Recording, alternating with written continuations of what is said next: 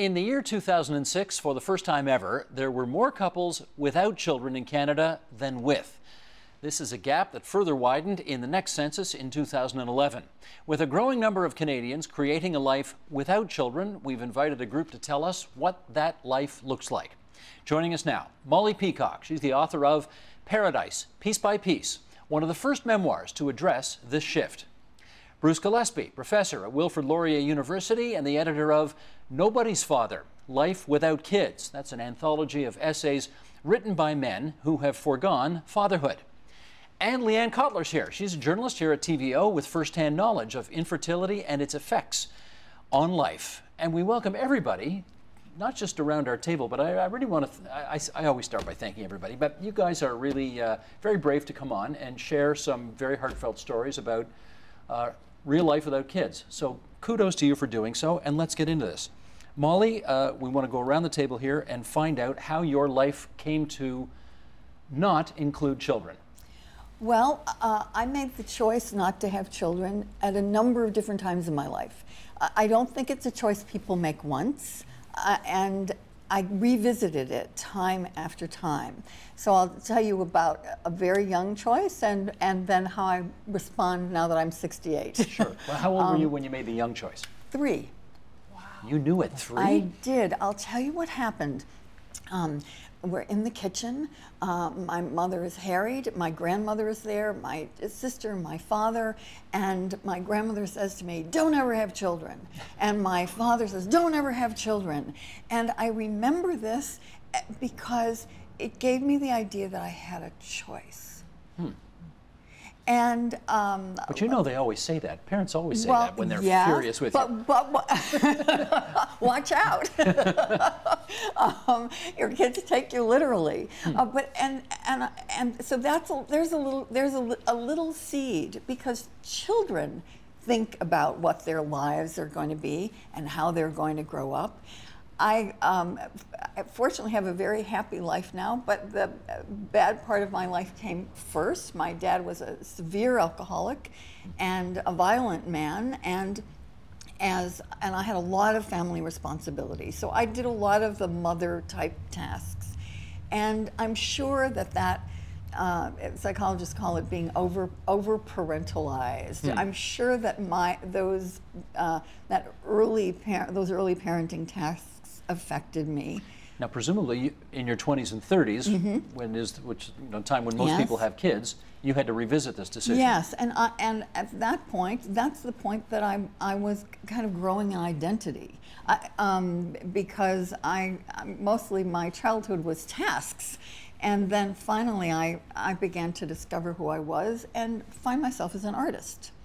So all of those decisions about becoming an artist and claiming yourself as an artist, and also that choice comes in, because at that point I'm probably in the first generation of women who had the birth control choice.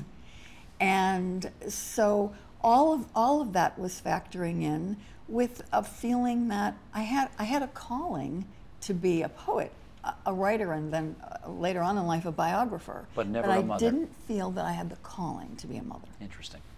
Bruce, let's ask you about why there are no kids in your life. Right.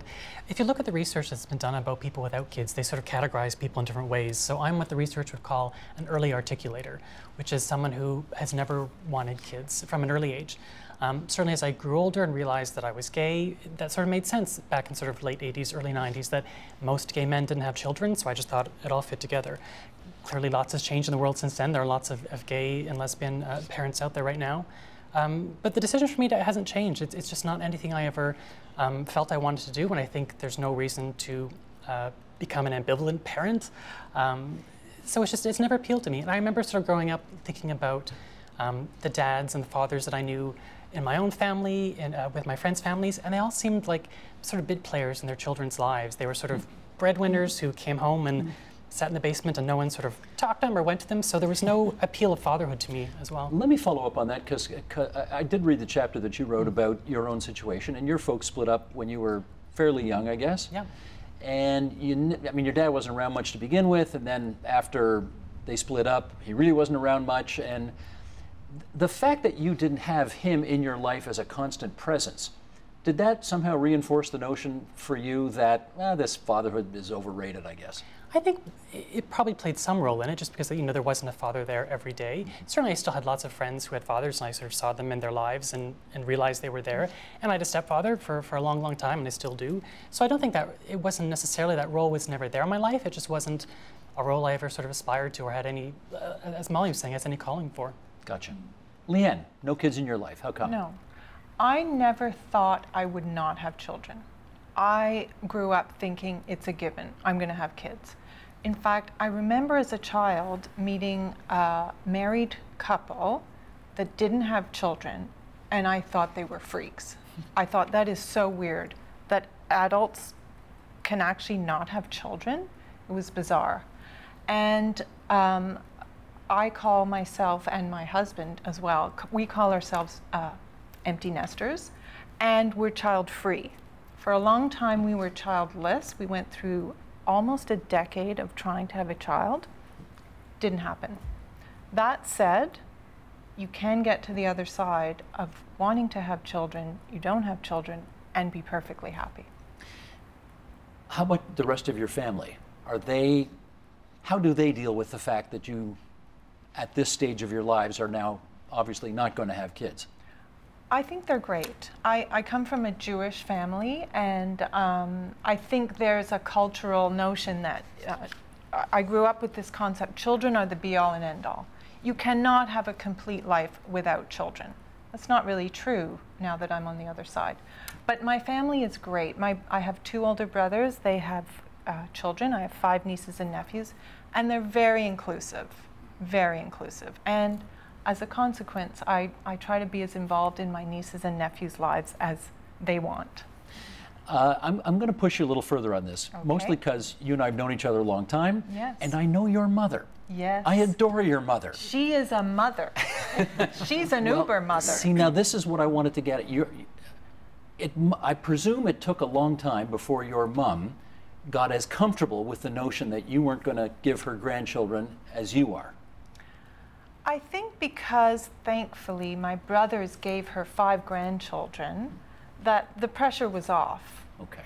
That said, I am the only daughter, and there will always be a bit of a disconnect. We do connect on many levels. I'm very close with my mom, but she is the type of woman who motherhood is everything for her. And she would no doubt want you to have experienced that. Yes, but I never felt any pressure from her. Okay. In fact, the reverse, because I think growing up, my mother was a very loving, kind, she still is, She mom. absolutely is. I think she withheld a certain amount of information on how difficult it is to be a mom. Let's put some stats out there, and then we'll continue the conversation. Canada's current fertility rate is, boy, is it low, 1.61 children per woman, continuing a decline. And in the province of Ontario, it's even lower. Canada needs 2.1 children per woman for population replacement. That's the statistic. That, of course, doesn't take into account immigration. As well, the gap significantly widened between household couples without children and couples with children, 29.5% versus 26.5% respectively. So as the population ages, there are fewer replacements, again, if you don't take immigration into account. It's all our fault. Well, you know, you say that facetiously, but I wonder if there is a part of you that ever had to deal with the issue of, we're kind of not holding up our end of the bargain here. Do you ever deal with that, Molly? Well, but I don't understand why is that my end of the bargain?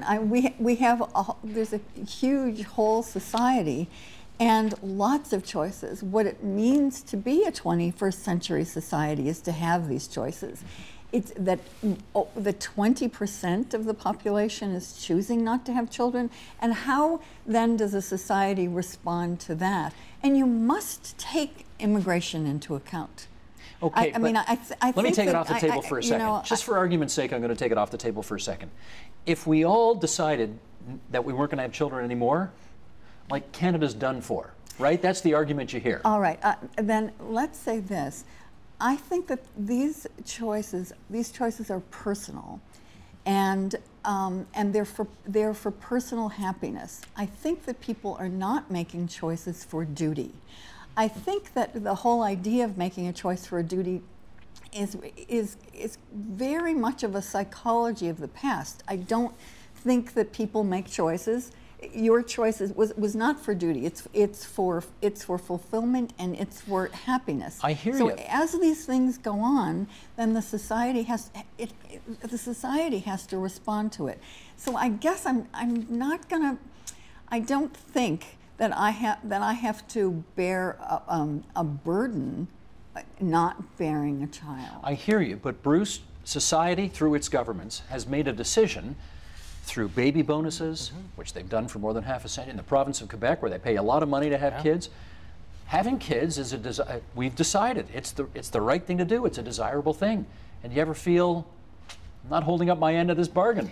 I mean, I don't personally feel that way, but I think there's still a sense of that out there among a lot of people. And I think it's partly why when people talk to families, couples who don't have children, I think they feel there's something strange about it. And I think partly it's because it seems, as you're sort of suggesting, there's something deeply antisocial about it. If you're not having children, which is apparently this biological imperative to sort of help society and the species, that's fundamentally a very odd position to be in. And I think that's why people feel some discomfort about it. At the same time, like Molly said, I don't think that's my part of the bargain. I think lots of people, perhaps not enough economically, are having children, so I don't need to feel badly about it. Certainly, it's nothing I've ever felt badly about. In the same way that I think there's a very small portion of people who say, I'm choosing not to have kids for environmental impact reasons. I think those people are a very small group. I think most people decide for personal reasons. You're a bit different from these other two in as much as you wanted to have kids, and as you pointed out, it didn't happen for you. And you just tell me, I mean, I don't want to invade your privacy too much here, but, you know, did you try to have kids? And Yes. did you go through fertility treatments and all that business? 6 years of fertility treatment. 6 years of it. Yes. And it just didn't many take. miscarriages, and it just didn't happen. So you know, as we extend the metaphor here, you did try to sort of keep up the side here, Yes. if you like. And I have to say, when I meet people or acquaintances say, oh, you're married, do you have kids? I always find myself slipping in, yes, but I tried. You think it's important to tell them that? Because I'm being judged. I feel as though I'm being judged. And if I don't say, yes, but I tried, I will be judged for being selfish, self-indulgent, all the things that you've mentioned, that it seems anomalous to life. I don't know how old you were when you started all that, but is there About people, 38. You were 38. We started trying at I was about 35, and then wound up in fertility treatments a couple of years later. Again, asked without judgment, is there a lesson here in you got to start earlier? Women need to know their fertility is skydiving down at age 27. And by around age 42, it's splattered on the ground. It's done. We need to get that message out. So if you want to have kids, get to it. Yes. Don't wait. No. And freezing your eggs is really not the solution. Because? I don't think.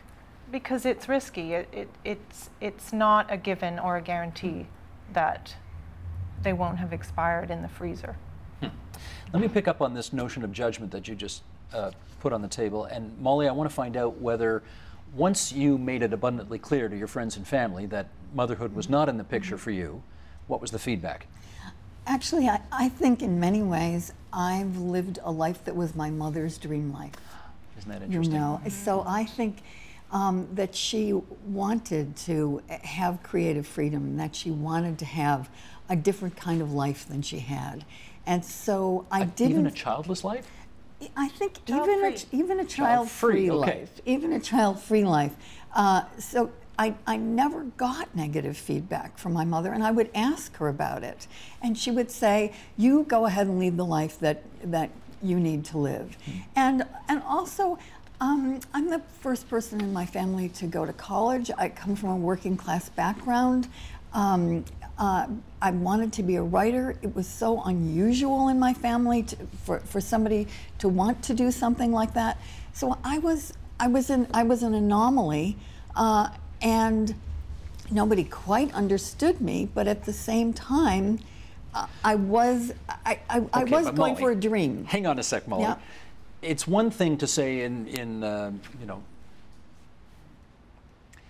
it's got to hurt when your mother says to you, "I kind of wish I never had kids." Come on. It does. You know. I think it does, and I think I took it in.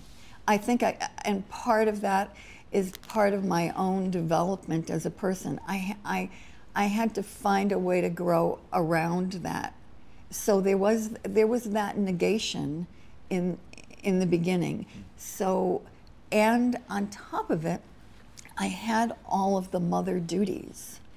So so that's really psychologically complicated. You have to it takes years to find your way through that. And that was absolutely there. Did you ever forgive her for saying that to you? Oh, sure. I mean, at a certain point. I mean, in some respects, it's like nothing personal, but I kind of wish I never had kids. That's probably how she meant it. Don't Yeah, Molly, don't take this personally, but I wish I never had kids. I'm jealous of your life. You know what I mean? I do. And it's that same kind of, it's what Leanne is talking about. It's like the flip side of what Leanne is talking about, where I had a very close relationship with my mother.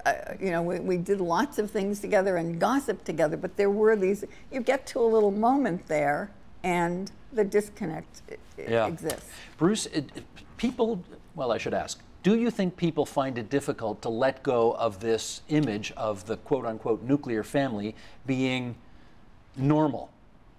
I think so. And as you said before, I think everywhere we look, the nuclear family is still perceived as the best, the normal, what we should be aiming for. Whether that's in sort of just talking to people that you know, your own families, or you're looking at the sort of government programs, right? And ironically, it really isn't anymore, is it? No, I mean, statistically, it's far from it. I mean, there are far few sort of married families, divorce is up, there's lots more single-parent families, there's lots more co-parenting. And partly that's where sort of our book sort of came from, with this idea that saying families can be so much more different in the 21st century than they were even a generation ago. It's sort of time to look at that and sort of say there are lots of ways we can make families. Sometimes it's two men, sometimes it's two women, sometimes there's kids, sometimes they're not. We need to be more open about these and have these discussions. I am totally intrigued how you went from being somebody who for, let's say, 40, 41, 42, 43 years of your life assumed that children would be a part of that picture, and then somehow made your peace with the notion that actually it's not going to be that way at all. How'd you do that? I got fed up of crying. I just had one day when I woke up and I just thought, enough is enough. Let's just live our lives. I'm in a lovely marriage with a lovely man. Let's just get on with it. Because for years, our lives were focused around getting pregnant. And then I had a couple of pregnancies. They were the happiest time of my life. But they didn't come to fruition, obviously. You just have to make peace with it. If you want to live a happy life, you have to get on with it. And I did feel this lack. I did feel childless. And over the course of the years of doing fertility treatments, I worked on my garden. I cultivated new friendships. I took art classes, traveled, and I started to realize this is pretty good. This is great. We have 2 dogs. I have nieces and nephews. I have a lovely family. You got a great job. I mean, you got a full life. I have a great job. Yeah, you got a lot of good things happening in your life. Recently, I was a visiting lecturer at Queen's. That was a job I would not have been able to do if I had had children. So the consolation prize of not having children is not having children. We don't have to worry about them. Now many of my friends, their children are in their teenage years, and I kind of think, wow, I think I dodged a bullet. Well, their lives are certainly more harried than yours, aren't they? They are. But I will not say they're more fulfilled. Is this something, I mean, you say you got tired of waking up crying every day. I don't know if this is the right way to say it, but I'll just say it. I mean, are you kind of over? Are you over it? It's interesting because in this day and age with reproductive technology,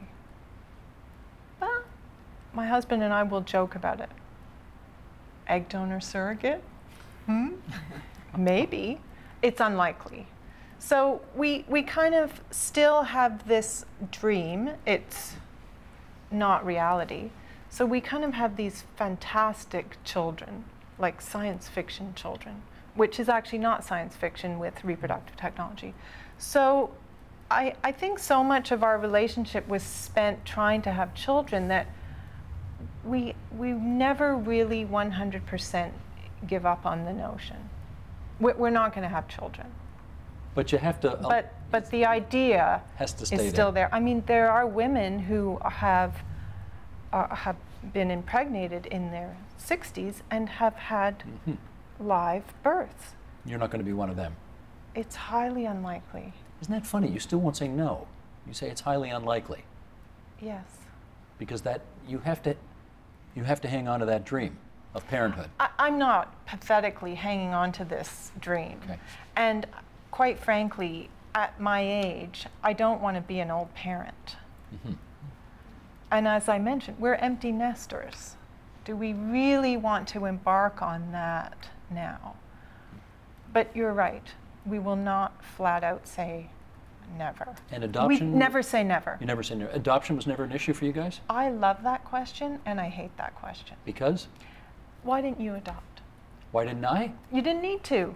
It's Right. okay. It was a rhetorical question. Okay. You didn't need to. Well, with reproductive technology, we don't need to. And also, I wouldn't want to have adoption as the second choice.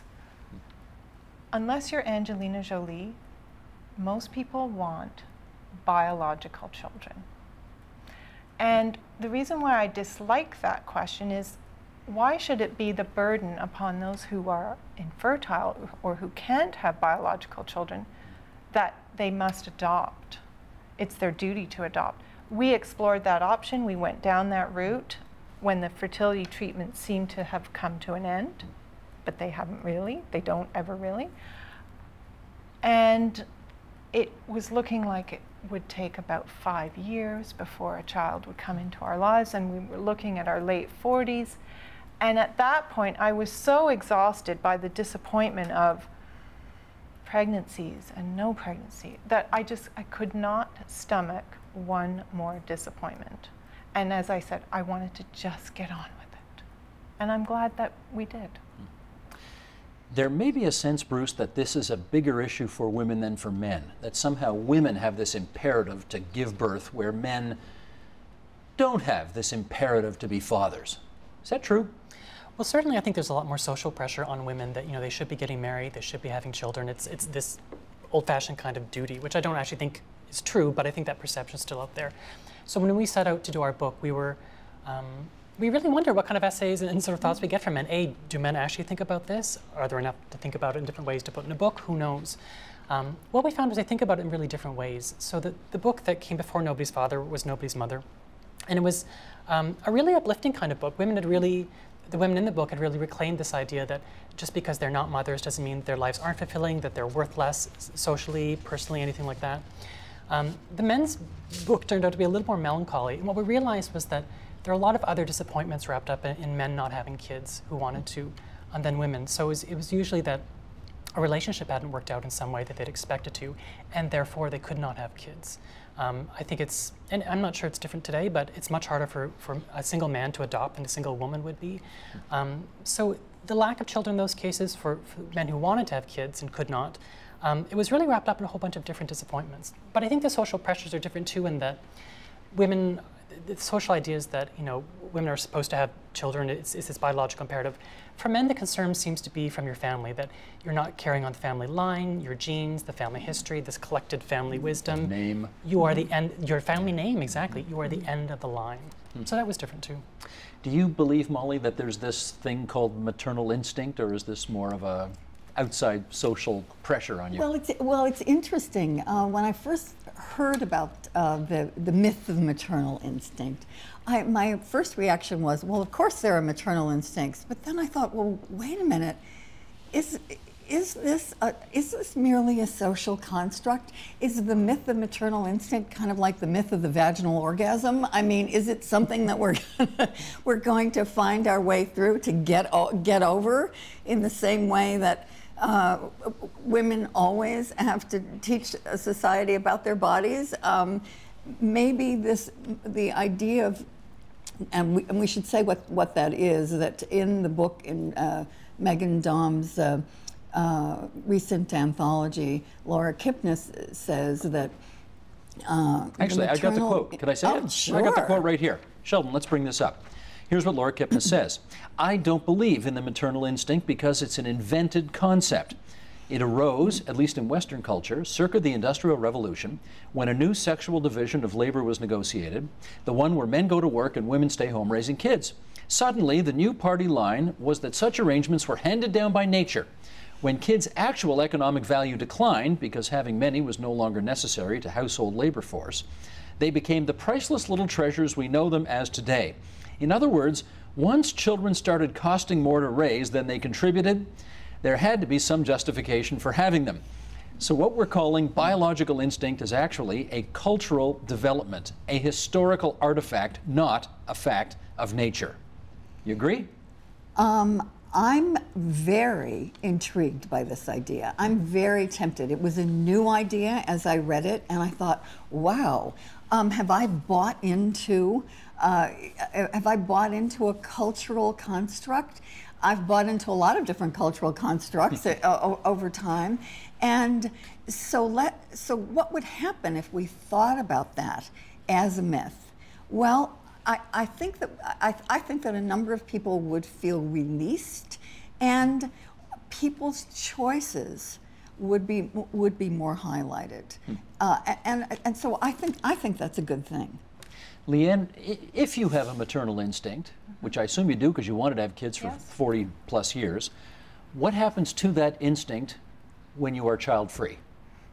I'm a very doting wife. I make breakfast in bed for my husband most mornings. I try to be as involved in my nieces' and nephews' lives as possible. I have a very fertile garden. It's very lovely, and it's taken about a decade for it to come into being so lovely. So I like to think I contribute to the world in which I live in myriad ways that it's not the way I thought it would be with my own children. But I try to educate people in Ontario en masse by working here at TVO. And I try to make the world a better place in small and different ways than having had children.